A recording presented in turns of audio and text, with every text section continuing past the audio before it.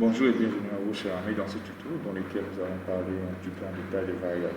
Donc, dans la vidéo précédente, on avait introduit la notion de... On avait parlé de C++ et puis on a introduit la notion des variables. Et donc, on va essayer de voir, on va avoir des types par défaut qui ont déjà définis en C++, certains types, on ne va pas voir tous les types dans cette vidéo. Et donc, on avait vu dans la vidéo précédente qu'on pouvait mettre en place une variable de type entière comme ça, en utilisant le mot-clé int.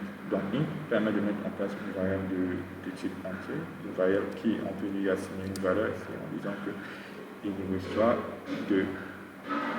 En disant k est égal à 2, donc on lui affecte une valeur 2. On peut mettre en place aussi une variable comme ça, float j, et on dit que j il reçoit 3.5. On peut aussi mettre une variable char, et puis on dit z, et puis on dit il est égal, comme c'est un caractère, on va lui donner un caractère c. Donc, le mot-clé float permet de mettre en place des variables de type réel, le mot-clé int, des variables de type entier, le mot-clé char permet de mettre en place des variables de type caractère. Ce sont des caractères. Quand on déclare une variable, on peut leur donner des valeurs, on peut leur donner des valeurs par défaut, comme je l'ai fait. Après aussi, on a la possibilité de pouvoir saisir, parce que le but d'un programme, c'est après de permettre à l'utilisateur de pouvoir fournir certaines informations, et maintenant, selon les informations fournies, on va lui donner un résultat attendu en fait.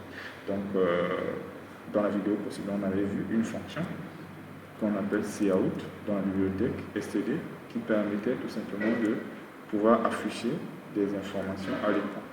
Donc, cette fonction cout, on peut dire, si je vais afficher l'entier, je vais dire l'entier est, et maintenant je sors, je vois encore les deux chevrons, et je mets ma variable k.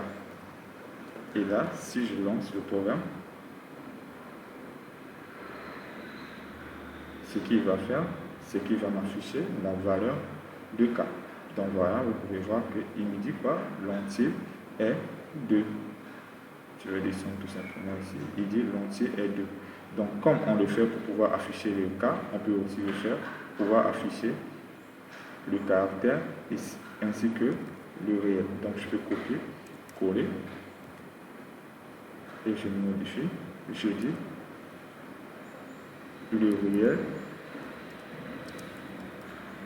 est, ensuite je dis, je mets j, ainsi de suite, ainsi de suite. Donc je vais cliquer ici pour voir que voilà, il dit l'entier est 2 et le réel est 3,5. Mais non, c'est normal parce qu'il ne fait pas un retour à la ligne. On peut faire un retour à la ligne en utilisant le endline ou bien on fait un anti-slash end. Donc si je viens ici, je fais chevron devant et je mets endline. Alors là, il va me faire un retour à la ligne. Donc vous pouvez voir qu'il dit ici, l'entier est, et puis il part à la ligne pour pouvoir faire quoi? Le réel est. Donc vous pouvez faire endline pour faire un retour à la ligne, vous pouvez faire anti-slash n aussi pour pouvoir faire un retour à la ligne. Donc comme on a fait pour les entiers, pour les réels, vous pouvez aussi faire la même chose pour le caractère.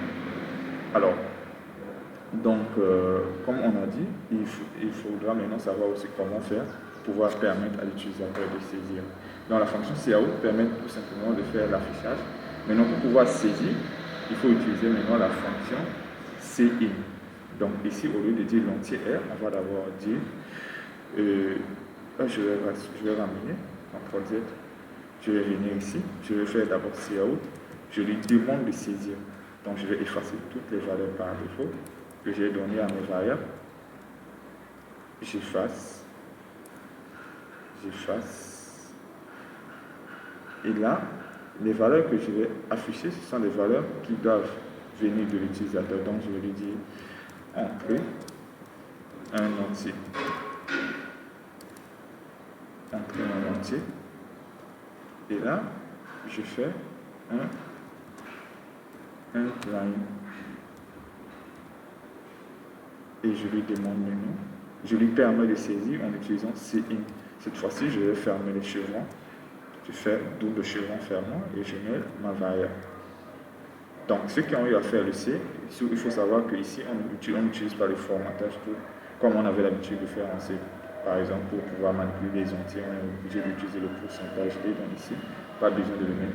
Si vous voulez saisir un entier, vous n'avez qu'à mettre une variable. Si vous voulez l'afficher aussi, vous avez juste à mettre la variable. On n'a pas besoin de faire le formatage, pourcentage D, pourcentage S, pourcentage ainsi de suite. Ce qui fait que ça devient beaucoup plus facile. Donc si j'arrive à saisir l'entier, je peux aussi saisir le réel. Je peux dire entrée 1 réel.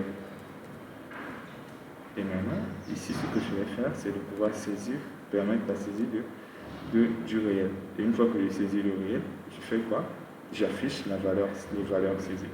Si je viens ici, je clique ici sur le programme, je lance le programme, il va me demander de pouvoir saisir un entier. Alors je vais saisir 5. Il va me demander entre le réel, je vais taper 3.5. Et qu'est-ce qu'il m'affiche? L'entier est 5, le 5 que j'ai saisi, et le réel est 3,5. Alors donc, comme on sait déjà comment pouvoir saisir des informations, on aura maintenant la possibilité de pouvoir traiter un peu plus d'informations. Donc, on sait déjà comment saisir.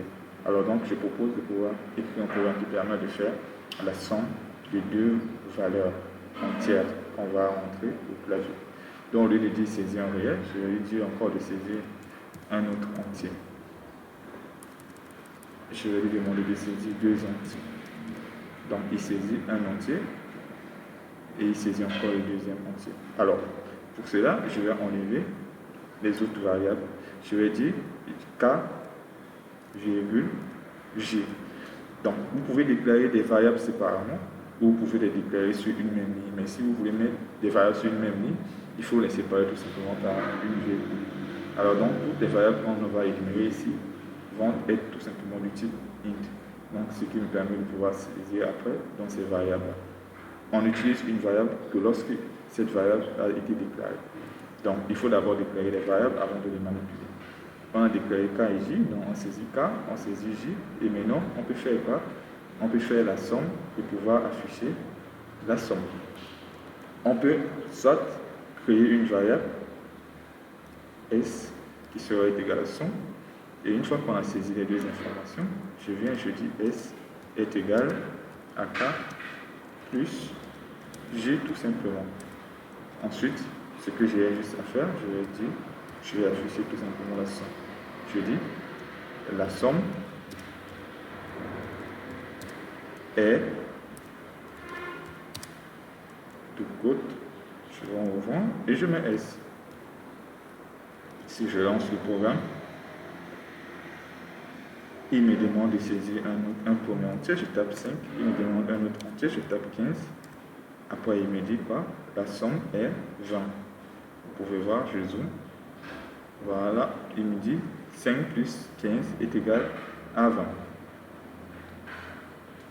Et donc, c'est comme ça qu'on fait pour pouvoir mettre en place ces variables. Vous pouvez faire genre une recherche pour voir un peu tous les types qui existent et essayer de voir comment est-ce que vous pouvez pouvoir mettre en place ces variables et les utiliser. Donc, les types de base que je vous ai montré, donc il y a des int qui sont des entiers, il y a des chars qui sont des chaînes, il y a des floats qui sont des réels. Vous pouvez mettre en place, vous utilisez même la bibliothèque string pour pouvoir créer des chaînes de caractères directement, ou vous pouvez faire un char avec double quote, mais on aura le temps de parler des chaînes de caractères plus tard. Et il y a des doubles aussi. Donc, là, on a la possibilité de pouvoir faire la somme. Donc, vous pouvez écrire un programme qui permet d'entrer des valeurs et de pouvoir faire des traitements sur ces valeurs-là. Mais non, là, c'est la possibilité que vous avez. C'est-à-dire que vous pouvez mettre en place des variables comme ça. Mais il faut savoir que les variables doivent respecter certains critères. Quand vous mettez en place une variable ne doit pas commencer par une valeur entière comme ça. C'est-à-dire que quand vous mettez 1K, ça ne marche pas pour le C++. Une variable doit commencer par un caractère alphabétique, c'est-à-dire de A à Z. Et maintenant, peut prendre plusieurs informations, c'est-à-dire le nom d'une variable peut être alphanumérique, mais ça doit commencer par un caractère alphabétique. C'est-à-dire que je peux mettre K1. K1, c'est une variable. Cependant, 1K n'est pas une variable parce que ça commence par 1. Donc une variable doit respecter ces critères-là. Une variable ne doit pas commencer par un caractère numérique. Ça doit commencer toujours par un caractère numérique. Et une variable ne doit pas être séparée par l'espace. C'est-à-dire que je ne peux pas mettre une variable comme ça et dire que KH est une variable. Non, KH n'est pas une variable. Si je veux mettre une variable de type composé, je sépare tout simplement par un tiret de 8. Un tiret de 8, ce qui fait que ça devient une variable. Donc une variable, quand elle est composée, doit être séparée par un tiret de 8. Ne mettez pas un tiret de 6. Un tiret de 6 ne marche pas. Une variable ne doit pas avoir ce caractère tiré de 6 pour lier du moins une variable composée. Donc pour lier ou même pour créer une variable composée, vous utilisez un caractère comme ça, un caractère qui est tiré de 8. C'est-à-dire quand vous voulez mettre par exemple nom prénom en une seule variable, vous les séparez tout simplement par le tiret de 8. Et donc dans la prochaine vidéo, d'abord je vous donne un exercice que je vais vous laisser le temps de faire avant de pouvoir voir la prochaine vidéo. Et dans la prochaine vidéo, on va voir la correction. Je vais vous demander d'écrire un programme qui permet de faire la saisie de 5 valeurs.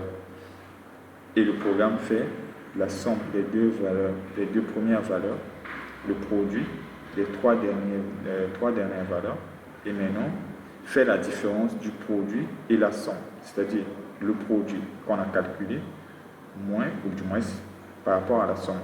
Donc, première des choses, faire la somme des deux premières valeurs saisies, faire ensuite le produit des 3 dernières valeurs, et enfin, faire la différence du produit et la somme. N'hésitez pas à vous abonner à la chaîne pour pouvoir recevoir la prochaine vidéo et n'hésitez pas à aimer la vidéo et à partager. Mettez-moi en commentaire s'il y a des choses que vous n'avez pas compris ou bien des suggestions. Sinon aussi, si vous avez d'autres problèmes, n'hésitez pas à me mettre en commentaire afin que je puisse faire une vidéo pour pouvoir mieux vous éclaircir.